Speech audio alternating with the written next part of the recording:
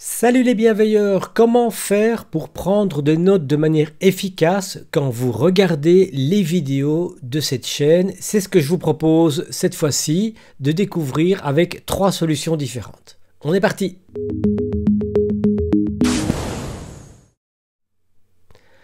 Voilà, alors bien sûr, si vous voulez prendre des notes lors de visionnage d'une de mes vidéos, bien sûr, vous réduisez votre fenêtre, vous prenez note dans votre Obsidian et vous faites rouler la vidéo de cette manière-là et vous prenez des notes en fonction de, vous l'arrêtez, etc.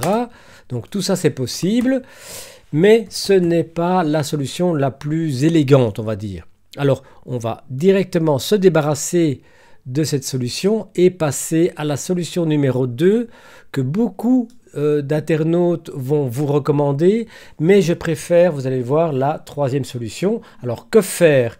On prend dans les paramétrages, communauté, browse, média, extended, il est déjà installé chez moi.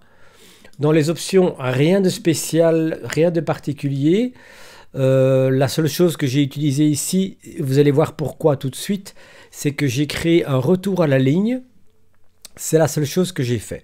Alors comment on va faire maintenant? Je prends le lien vers la vidéo et je dispose de différentes options que je peux activer. Commande P pour voir quelles sont les commandes disponibles. Vous avez Media Extended, Open Media from Link, et ça c'est ce que je vais utiliser, et ça ouvre une fenêtre dans laquelle je fais un copier-coller du lien, j'ouvre et vous voyez que s'ouvre la vidéo dans un tab à côté de l'autre qui me permettra de travailler. Alors, qu'est-ce que je peux faire? Je peux démarrer, je peux jouer sur la vitesse, je peux repasser en arrière, je peux passer en avant, d'accord?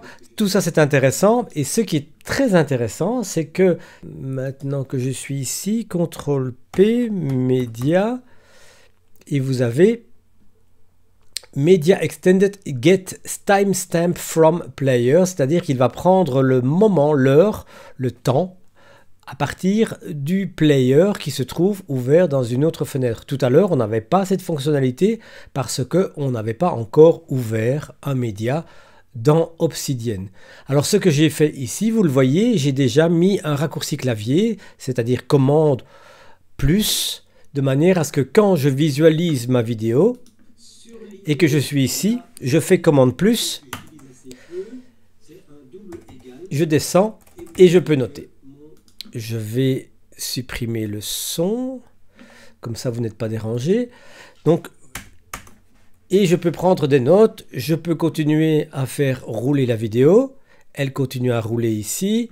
Et si maintenant j'ai quelque chose d'autre à ajouter, je fais de nouveau ce raccourci clavier qui me donne le temps, et vous voyez déjà un défaut de ce plugin, c'est qu'en fin de compte il ajoute le temps après le curseur. Or moi j'ai envie de noter après le curseur et pas avant comme c'est le cas. C'est pour ça que j'ai mis un retour à la ligne dans le code où il était marqué timestamp dans les options, parce que si je fais 2 curseurs vers le bas, je me retrouve en dessous et je peux noter mes commentaires. Et vous voyez que ici je peux à chaque fois aller plus loin, revenir en arrière, etc. Si je suis de nouveau ici, CTRL plus, 2 curseurs vers le bas et je note. Alors ce qui est encore un deuxième défaut de cette solution, c'est que quand je vais venir dans, si j'arrête ici la vidéo, j'en ai pas besoin, c'est que quand je clique ici, qu'est-ce qu'il va faire? Il va ouvrir le lien à l'extérieur, c'est-à-dire qu'il va l'ouvrir dans une fenêtre avec YouTube. Il ne va pas le rouvrir dans cette fenêtre-ci. Et donc si vous voyez que je passe ici, là, dans cette vidéo-ci, et que je passe là-dedans, vous voyez qu'il va la charger à, effectivement, à 3,34, c'est ce que j'avais demandé, et je n'ai plus qu'à le faire exécuter pour voir où je me situe. Donc ça fonctionne, mais il y a quand même un défaut. Le premier, c'est ce curseur qui se retrouve avant la marque du temps, alors que je voulais après. C'est pour ça que ici, comme je vous ai dit tout à l'heure, j'ai fait un retour ligne.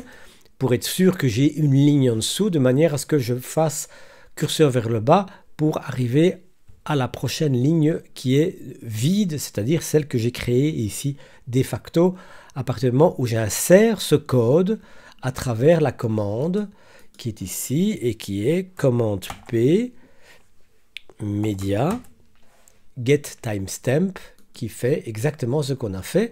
Alors bien sûr, quand il n'y a qu'une seule ligne, c'est facile d'aller en dessous, mais si votre écran est trop serré, il faudra faire 2 curseurs parce que le code va être trop long. Je n'insiste pas là-dessus parce que moi, je vous recommande plutôt la 3e solution qui consiste à activer le plugin Timestamp Notes. Alors si on regarde dans le browser, c'est-à-dire que je vais dans les communautés plugins, vous allez dans Browse, vous tapez Timestamp Notes qui est installé. Alors qu'est-ce qu'il y a de particulier? De nouveau, si vous voulez prendre note efficacement, il faut faire des raccourcis clavier, ou sinon vous n'allez pas vous en sortir. Alors on va fermer ceci. Alors le petit défaut qu'on va avoir dans celle-ci, c'est que vous n'aurez pas cette fenêtre dans laquelle vous pouvez mettre votre lien. Alors si je tape le lien ici, je dois venir le sélectionner. Oui, je le sélectionne. Et puis je fais commande P et je tape timestamp, c'est-à-dire les premières lettres, pause player, seek forward, seek backward, donc c'est aller en avant un tout petit peu, un peu en arrière, arrêter ou redémarrer le player, c'est-à-dire la reproduction de la vidéo, et vous pouvez aussi ouvrir sample model complexe jamais utilisé. Par contre ici, copy vidéo URL use hotkey, donc je clique là-dessus et vous voyez que il ouvre la fenêtre dans la barre de tabulation à droite, c'est-à-dire dans cette zone-ci. D'accord? La vidéo se trouve ici. Vous voyez d'ici que le petit défaut, c'est que vous n'avez comme commande que simplement jouer ou arrêter. Et vous avez vu que ici, il ne crée pas un lien. Enfin, si, c'est un lien, mais c'est surtout un bouton. Si on va voir dans le code, vous voyez que c'est en fait un code particulier. On ne s'intéresse pas du tout au contenu du code. Par contre, on voit que le plugin va créer de ceci, il va faire un bouton. À partir de ce moment-là, on va aller dans les hotkeys et on va aller voir ce qui est possible d'utiliser, timestamp. Et vous voyez qu'on peut faire insérer un timestamp based on video current playtime. Donc ça, c'est exactement ce qu'on avait tout à l'heure. Et là, j'ai fait CTRL-ALT-2.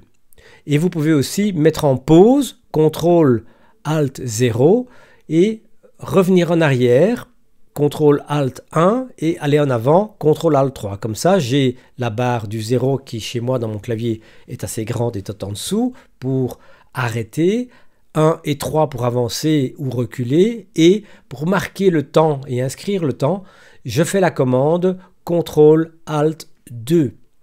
Qu'est-ce que je peux faire aussi dans les options? Si on va regarder dans Timestamp, ce que j'ai fait encore, vous pouvez choisir la couleur des boutons, ça c'est pour moi un détail.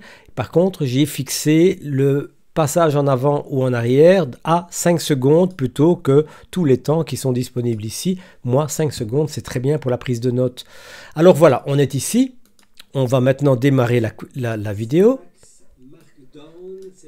Ça m'intéresse, je fais CTRL-ALT-2 et vous voyez que le temps est marqué et le curseur se place ici en dessous.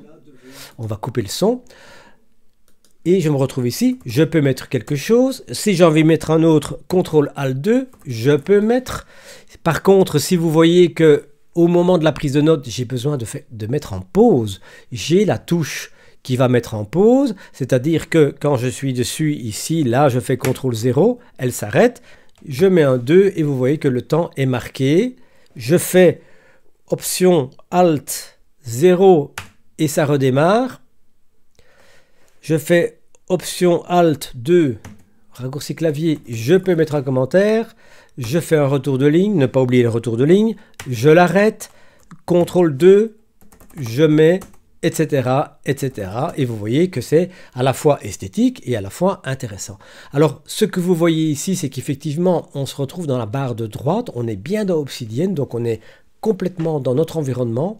Si maintenant je ferme et que même je ferme cette note, je rouvre la note et si je veux aller voir maintenant où je me situe, je n'ai qu'à cliquer ici et vous voyez qu'il ouvre dans mon Obsidian.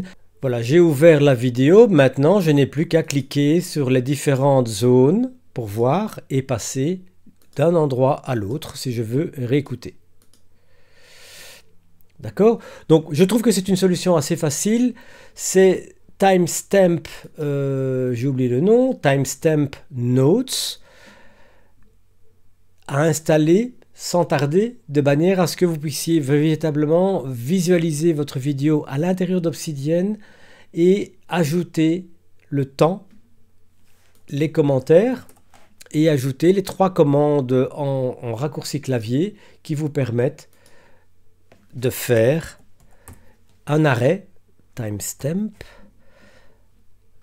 Vous voyez, j'ai pris retour en arrière 5 secondes, aller en avant de 5 secondes, mettre en pause ou redémarrer et installer, ajouter un timestamp, c'est-à-dire un temps, le moment dans la vidéo, de manière à pouvoir prendre vos notes à votre aise. Et comme ça, vous avez, je dirais, une solution assez efficace, beaucoup plus efficace que de simplement utiliser la prise de notes en même temps que vous visualisez dans YouTube. J'espère que ça va vous servir pour prendre des super notes sur les vidéos que je vous propose avec beaucoup de plaisir. Mettez-moi en commentaire si cette solution vous agrée et si vous avez des questions, n'hésitez pas. Allez, à très bientôt. Ciao!